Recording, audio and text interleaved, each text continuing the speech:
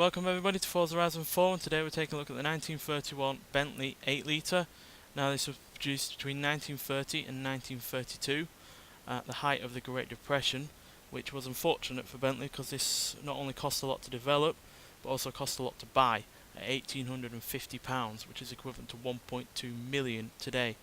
And as a result of that, only 100 of them were made, and it was the last new model by Bentley before the company's financial collapse and was sold to Rolls-Royce. And yeah, that's a great shame really, because this was, or is, a great car really.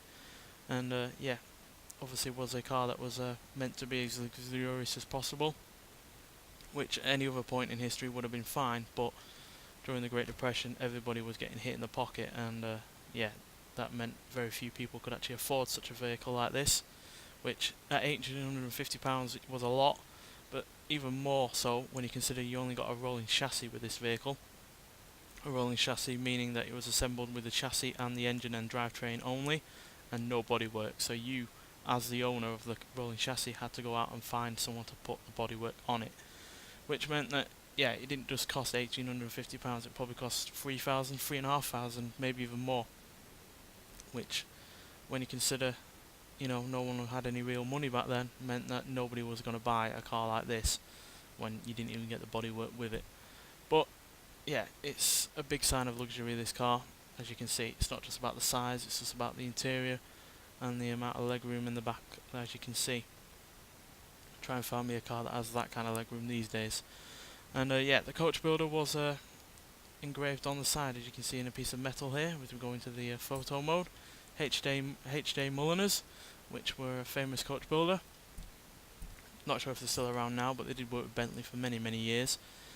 And yeah, this was the largest rolling chassis by Bentley before their eventual collapse, which is a bit of a landmark kind of thing, but it's just a shame it was overshadowed by their initial collapse. Now the engine in this car is a mighty one.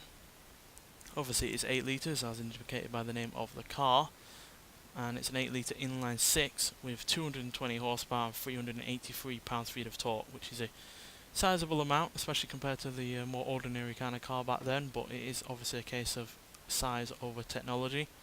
But it did have a couple of innovative features back in the day. 4 valves per cylinder and twin spark ignition. So yeah, pretty state-of-the-art stuff for back in 1931. And yeah, that meant that this £5,600 car was not exactly a slow vehicle, certainly in comparison again to the more everyday kind of vehicle. So yeah, nonetheless, let's get out onto the open road and see what this Bentley is made of. So yeah, weighty vehicle with only 220 horsepower isn't going to be the quickest of cars, but you know what, I don't care. I find this such an enjoyable car to drive that I really don't care that it's not that quick or even that good in terms of handling or braking, which again, no surprise considering the age of the car and the fact it weighs so much. But acceleration is still fairly decent. 0 to 16 seconds, 0 to 150 seconds, and it'll go into a top speed of 104 miles an hour, which isn't too bad really for 1931, especially for a car of this size and weight. And yeah, the handling again isn't all that brilliant, but it makes for an enjoyable car to drive really, because you know, it's not boring, and it does have some entertainment value in the fact that it is not the best handling car, and because it weighs so much, when you go around a corner it just slows down enough for it to go around the corner at the speed it wants to go, not what speed you want to go. So yeah, not, you know, gonna ever set the anyone's hair on fire, but as you can see, as far as luxury goes on this game and as far as presence goes on this game, you really can't do any better as far as I'm concerned. And yeah, just from this perspective, it's an enjoyable car to drive. Plus you've got that unique engine. You're not going to find an 8-litre inline 6 in any other car in this game, that's for sure.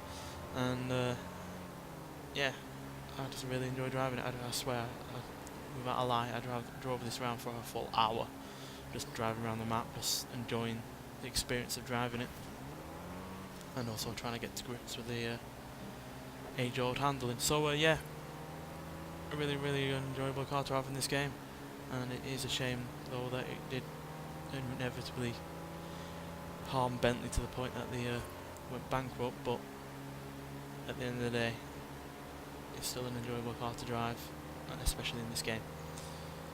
And yeah, it might well be expensive in this game to buy as well, at 1.5 million, which is why it's taken me so long to actually get a review out of this car, but well worth the money and well worth the wait.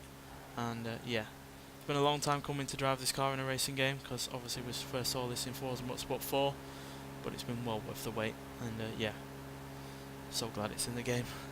Can't really explain how glad I am to have it in the game, but yeah, it's finally here and it's well worth trying out. Nonetheless, thanks for watching, and I'll see you in the next one. Bye.